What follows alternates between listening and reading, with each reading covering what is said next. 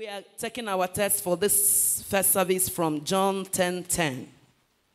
John chapter 10, verse 10. John 10:10. The thief cometh not, but for to steal, and to kill, and to destroy. I am come that they might have life, and that they might have life, how? More abundantly.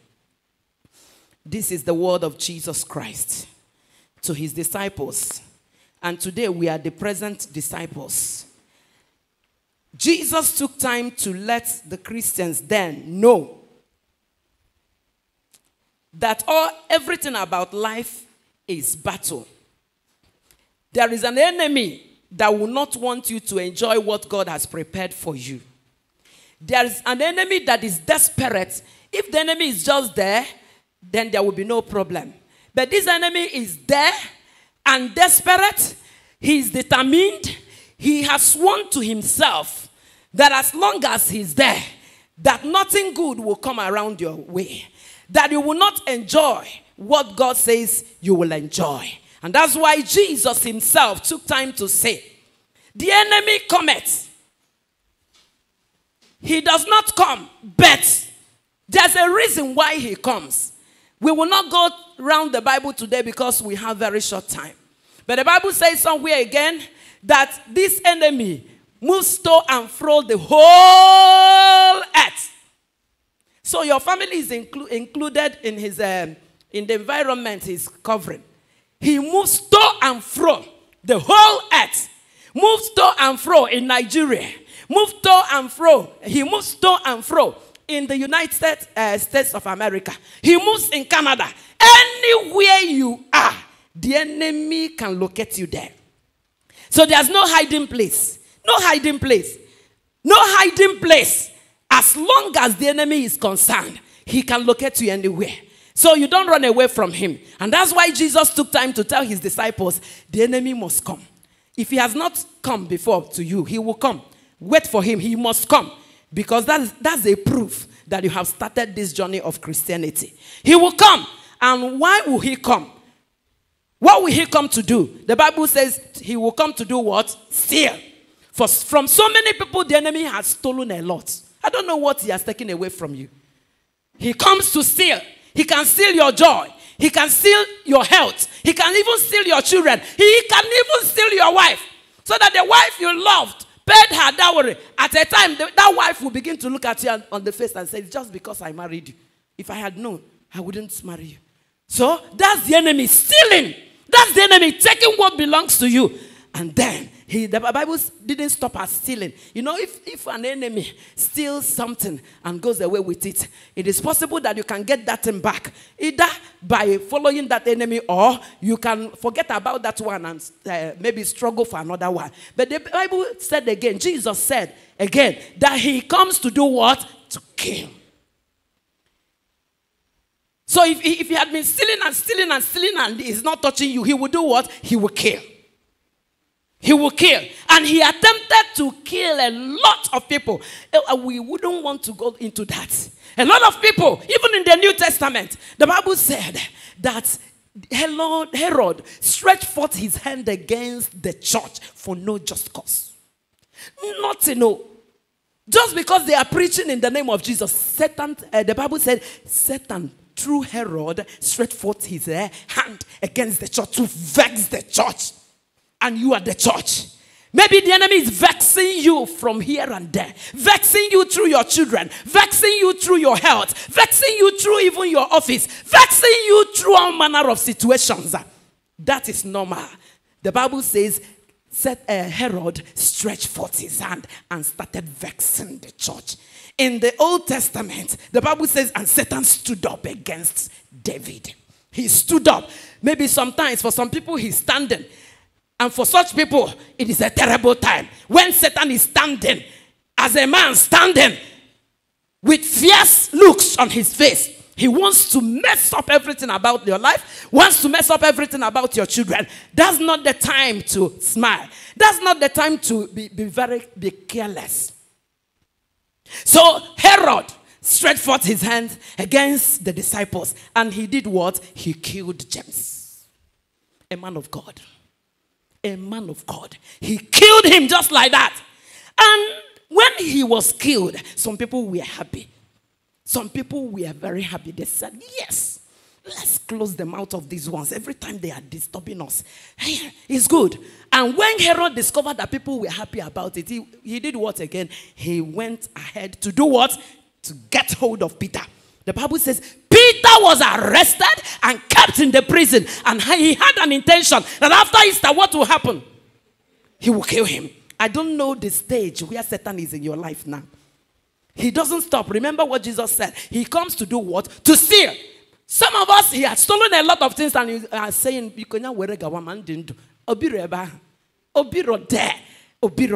that's why God told David, he said, you have been wasting time crying.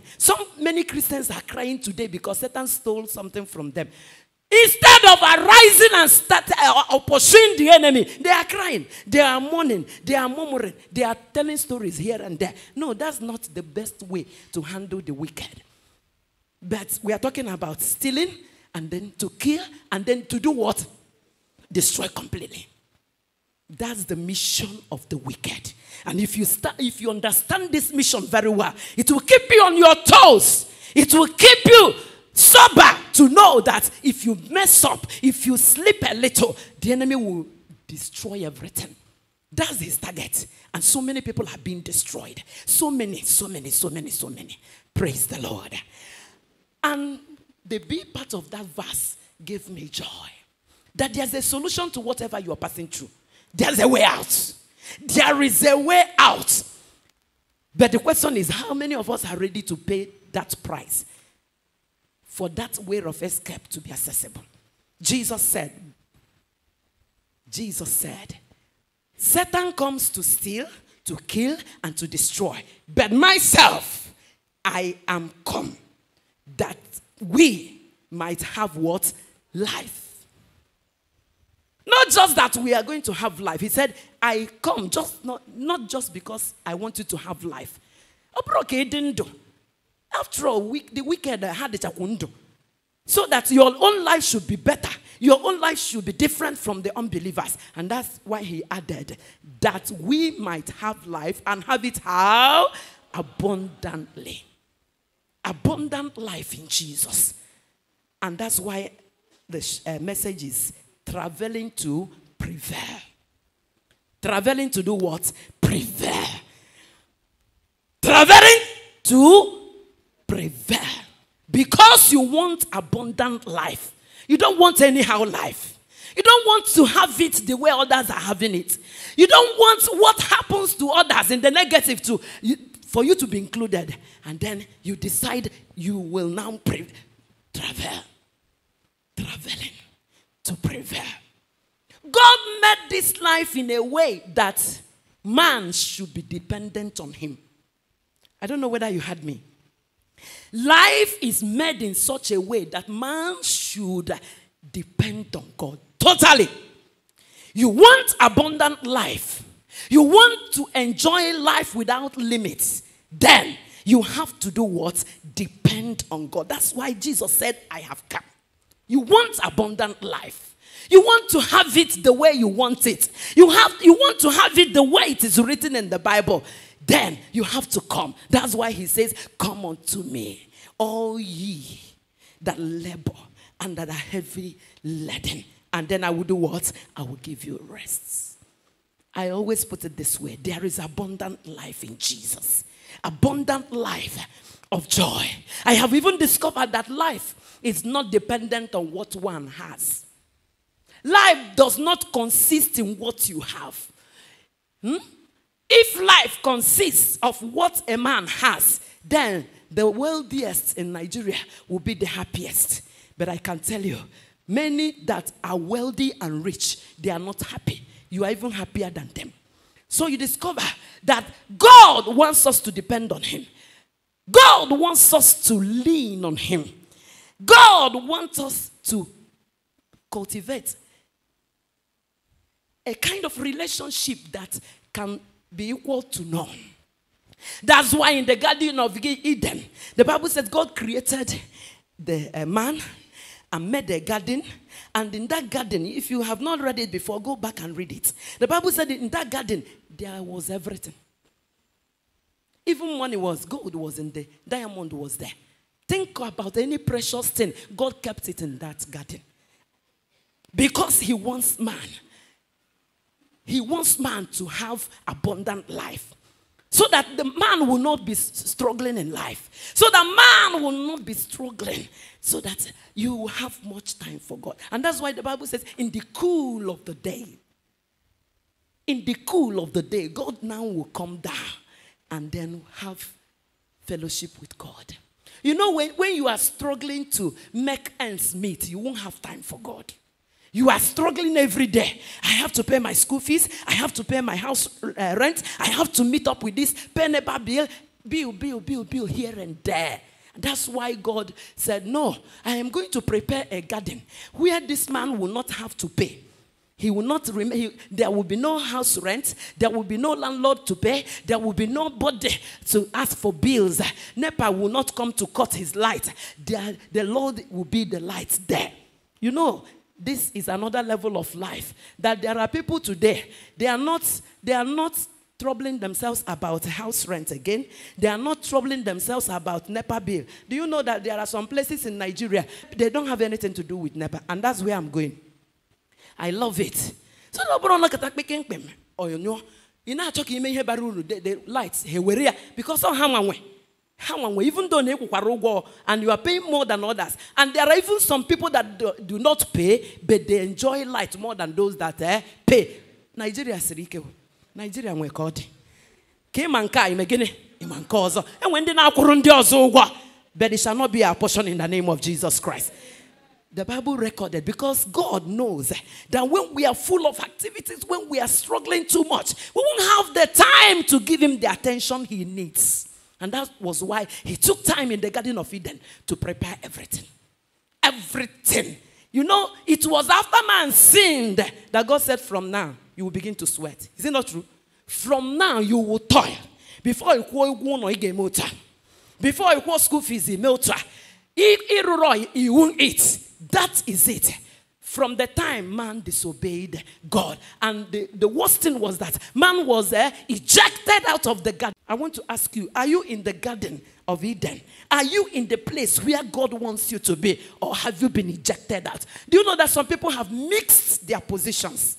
They have missed the right place in life. But after this meeting, after today's meeting, God will bring you back to that place of enjoyment in the name of Jesus Christ.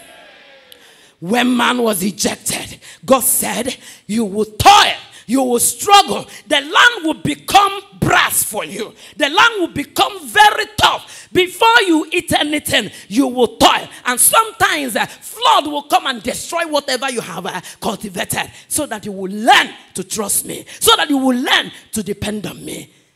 But I thank God. At the end of the matter, God, who is a merciful God, looked at man again. Looked at man again. And he said, man will not continue this way. Let me give you another chance. Let me give you another chance. And that chance was given in the Lord Jesus. The Bible says now, Jesus came because God wants man to be redeemed, to be delivered. God wants man to enjoy that same life he prepared for in the Garden of Eden. And now Jesus has come. And here we read said, I came that they may have life and have it more abundantly. You know, Satan was not happy with what God had made man to be. Satan was not happy. He envied that relationship between Adam and God. And that was why, when God has gone, after one day, he had fellowship with man, God went back and then left man. Satan now came and said to man through the wife, has God said? What did God tell you? And the woman was careless. May no woman be careless over her life and family in the name of Jesus. This woman was careless and said, oh, Say, God said this. He said that. That was not what Satan asked him. You know, when a question is thrown to you, you can choose to answer. And you can choose to keep your mouth shut. There are people that when you ask them A, they will answer B. They will give you more than you required. And that was what Eve did. And there are so many women today like that. Because of their careless nature, they have opened their door. And the enemy has now come in. And you know that Satan is such a personality that when he is allowed to come into a family, it will take, before you will be able to eject him, it will be very, if not impossible, but all things are possible through God. So, Eve opened the door wide, and Satan now came in. And that was how they missed it. They missed it. But when Jesus came, he said, now, if you want abundant life, come unto me. You want abundant life, face me squarely. That is when you will enjoy life. Praise the Lord. Satan knew that God is intentional about man. God loves man so much that he wouldn't want man to toil. But Satan said, no, you must pay for it. You know why? Satan had been with God in heaven. Do you know? The Bible says that he is the cherub that covers. So he had been there. And because of his disobedience, God brought him down. And now when he came down, here, if you go to Matthew 12, you will see. The Bible says he knows that he has but what? A short time. And that is why he is angry. I don't know. I just pray that God will open somebody's eyes to show you how desperate and how the enemy is determined to mess up everything about you. It will help you to learn to come up in your relationship with God. Can we go to the book of 2 Kings? 2 Kings chapter 1. Let's begin to narrow it down to the main thing. 2 Kings chapter 1, we will read the first 4 verses. The first 4 verses. God wants us to depend on him. God wants us to rely on him. God wants you to face him squarely as a child of God. Then Moab rebelled against Israel after the death of Ahab. That's another story.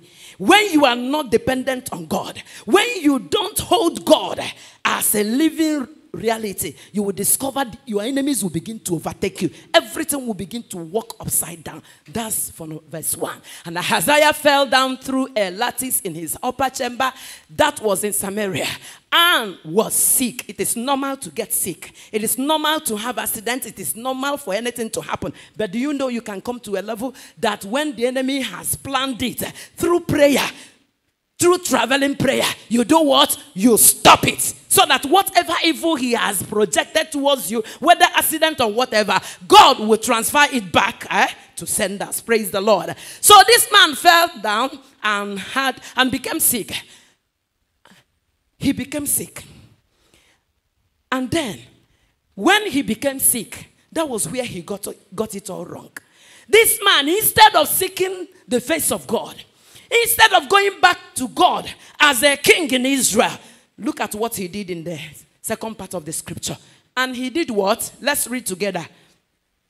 And he sent messengers and said unto them, go, inquire of Beelzebub, the god of Ekron, whether I shall recover of these. A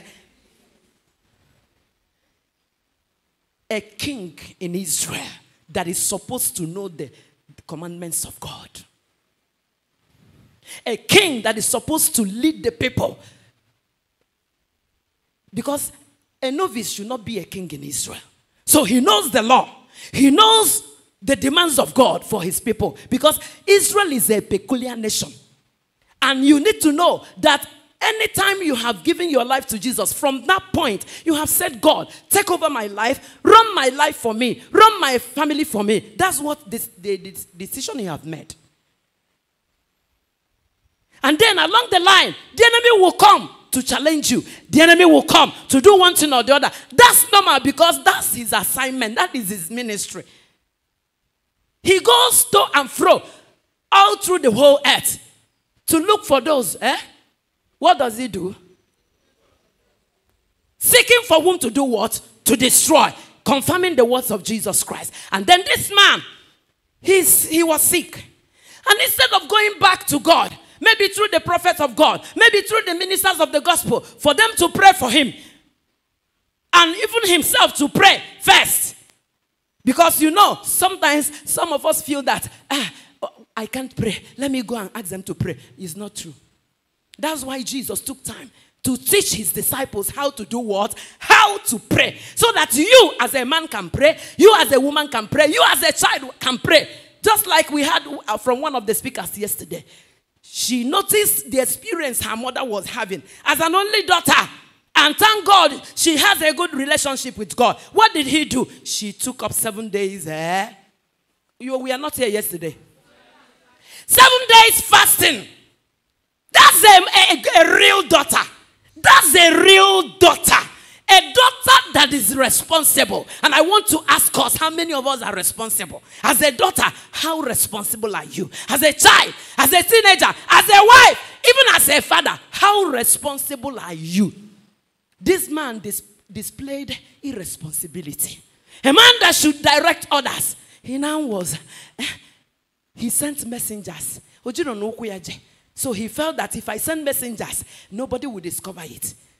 That's a man that is worshiping God. He's in the church, but his heart is not there. Even as he's reading the Bible, we are praying. His heart is making calculations of the next place to go. And for such people, God reads the hearts. The Bible says that the word of God is a discerner of the intents of the heart. And so, this man took that decision, sent his messengers to go and inquire from the God of Ekron. The God of Ekron. When there's Almighty God, the God of the armies of Israel. Let's see what the outcome of that message, what he sent them to do. The messengers went.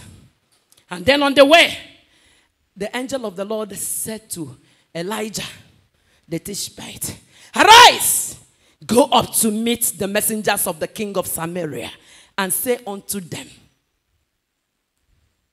is it not because there is not a God in Israel?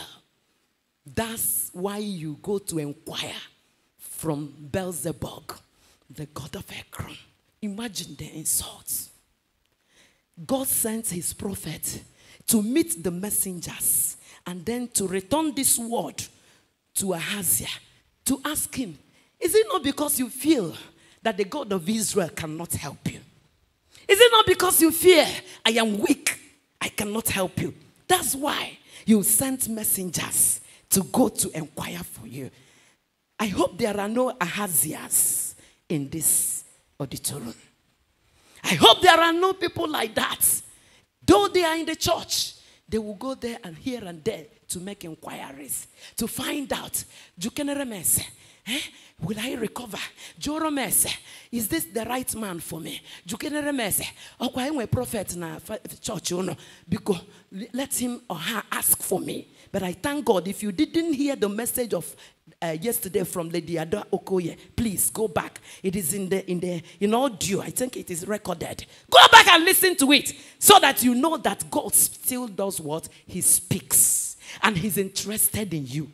He's interested in your family. He's interested in your children. He's interested in everything, your health. Every down thing that concerns you. And God said, okay, you feel I cannot help you. Let's see the conclusion of the whole matter. Now, therefore, thus saith the Lord, thou shalt not come down from that bed on which thou art gone up, but shall surely do what? Die. Hey, a man that would have turned to God, I am sick, I have an issue. Let me turn to God like Hezekiah. Father, look at me. Look at me. I said the topic is what? Traveling to do what? Prevail. He had the opportunity to go to God and hold God as a father. Is God your father?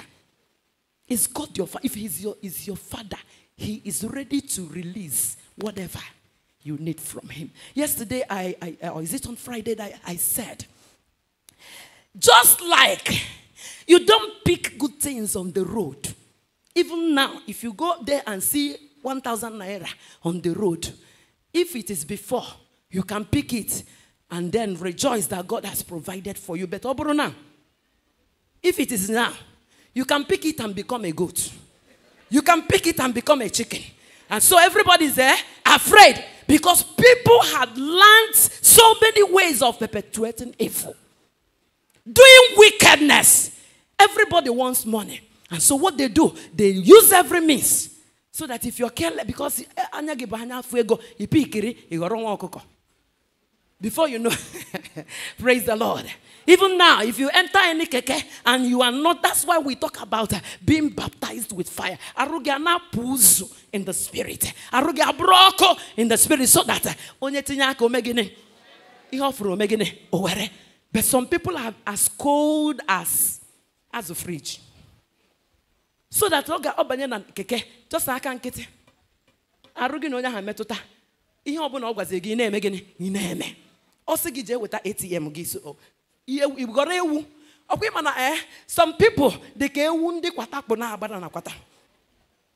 But another man, no man, what his worth in the kingdom of darkness? Hajicha obere, hajicha rope. Burundi ufodo. Isn't that you must follow. Some people are like that. We are talking about Ahazia. And Ahazia did what? Said, I went on the time. I don't have the time. Let them ask them. I'm going to pay. But God was in heaven, seated. He said, okay, is that the way you want it? Now, hear the conclusion. You will not come out of that sickness. That's why so many sicknesses are not healed. Because that man, that woman has not made up his mind to follow God. Praise the Lord. That was, you see, the end of the matter. And Elijah did what? Departed. That's the conclusion of the matter. You know, there are things others will do and escape. For me and you that have Bible, that can read Bible, that have had the word of God, there are journeys we embark on. It will close the door forever for us. May that not be our portion in the name of Jesus. What are the consequences of not traveling? Consequences of not traveling when we should travel. We have seen one. Number one is that God is offended when we fail to travel. What did I say? God is offended. God was offended with this king. Is it that you cannot travel? Is it that you cannot come to me? Is it not that? Is it that you feel I cannot help you? That's why you have sent messengers to the God of Ekron. And God said, okay. Okay. He became offended with this man.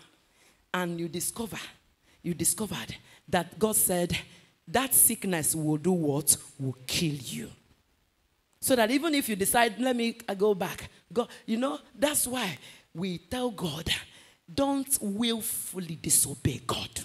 Don't willfully go against the word of God because it has repercussions, dangerous effects. So this man, because of this step he took, God was offended.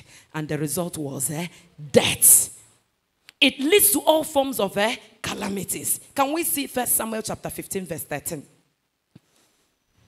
1 Samuel 15 verse 13. Let's be fast. 1 Samuel 15, 13. Okay, we don't have all the time. It came to a point that God said, God delights in obedience more than what? Sacrifice. And then in another place, God, it is this same Saul. The same Saul. He waited for Samuel to come. Samuel did not come to perform sacrifice. People were on his neck. Are you not a king? What kind of a king are you? What kind of a king? Perform the sacrifice. Look at the enemies coming on us. And Saul said, bring me everything for the sacrifice. And he did the sacrifice. As soon as he made an end to the sacrifice, what happened? Samuel appeared. And that was why he lost the kingdom. May you not lose the plan and program of God for your life in the name of Jesus Christ. Consequences. Consequences of not traveling, of not waiting on God, of not traveling, of not relying on God. It doesn't matter what people are saying. You want God to lead you. Look at Isaiah chapter 31. Isaiah 31. Let's see from verse 1. Isaiah 31 from verse 1. Woe to them that go down to where? Egypt for help. These are the people that are not ready to bend down to pray. These are the people that cannot spare 1 hour, 2 hours in the presence of God. Talk more of 3, 4, 5 hours. I was listening to a man of God one of these days. He said, I can pray for 18 hours at a stretch. Hey! I just made you go to the message there. Those are the people that we are going to heaven with. At another time, he says, when he doesn't have time, 12 hours. When he was under stress because of program, 6 hours. Can you ask your neighbor, how many hours can you give to God in prayer? That is where we are going. Praise the Lord. The Bible says, woe to them that do what? Go down to Egypt for help. Where do you go for help? Who do you ask for help? Who do you approach? Do you even have people you go to for help? If God is not your source, then forget it. You have not started. And if you read down, for time's sake, we may not read down. The Bible says, when I visit your case, both you and those of them that are helping you, I'm going to destroy all of you. It offends God when we move out of his presence to go to seek help where there is no help. It offends God. It offends God. Let's see 2 Chronicles 16, verse 7 and 9.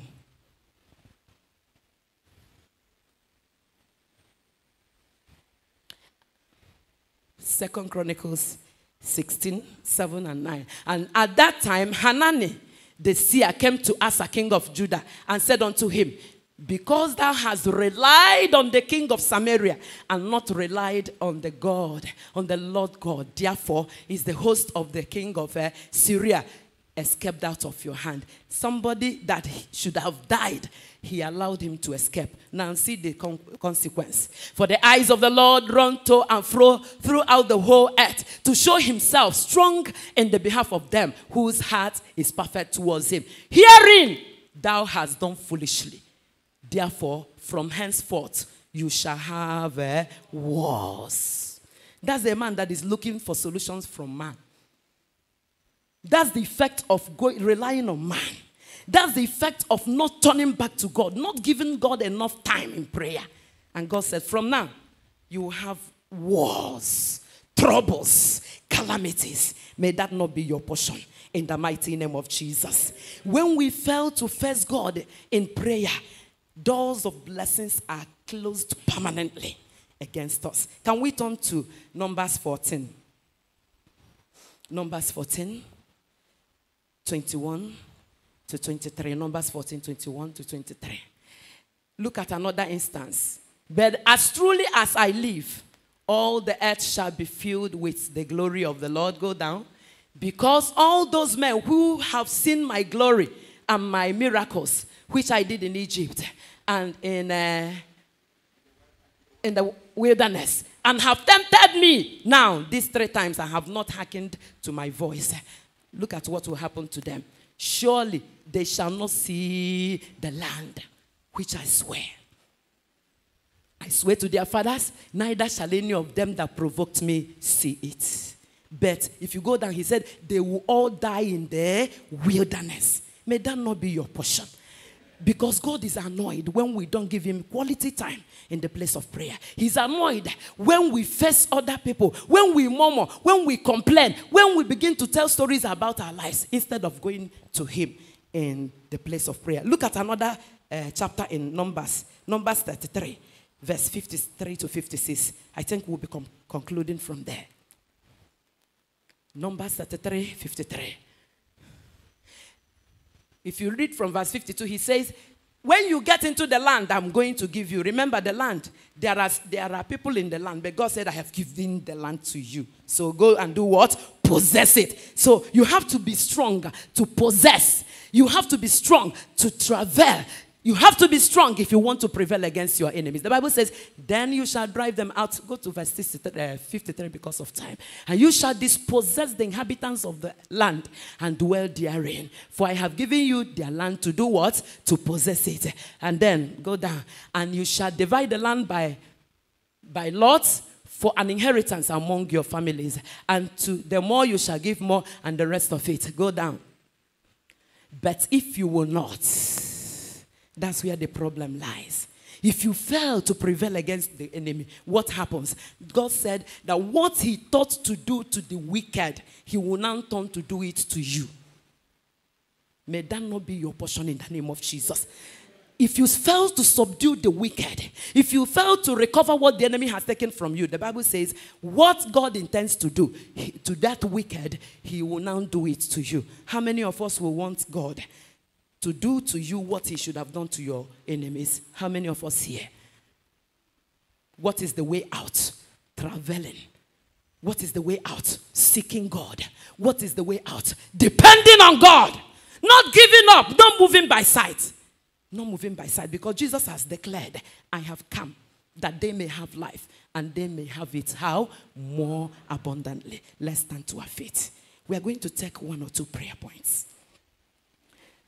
Travailing to do what? To prevail. Travailing to prevail. I don't know your situation now. I don't know what you are passing through. I don't know the challenges around you. I'm going to give you a few minutes to tell God about the challenges. If your prayer points are here already, you are going to stretch forth your hands towards these prayer points. You're going to say, God, because I'm part of this conference, you will not let me go empty-handed. You will show me mercy. Whatever it is that you're demanding from God, whatever it is that you want God to do, is it healing like Ahazia? Like Ahazia. It is now time. You're going to call upon this God. I know you hear prayer. I have seen even the consequences of not paying attention to you, of not praying as I ought to. Now, oh God, behold me. Behold me, behold me, behold me. Do you have a prayer point already? Do you have a challenge you want to present before the Lord? I want you to begin now. Say, my Father, my God. My Father, my God. I am before your presence. I present my family. I present my life. I present my body. I present the challenges around me. And I ask, oh God, remember me for good. Remember me for good. Let your bowels of mercy flow because of me. As I pray in the language of the Holy Spirit, oh Lord God, help me, heal me, deliver me, save me from the program of the enemy against my life. In the name of Jesus, can we begin to pray in the language of the Holy Spirit? You are not praying.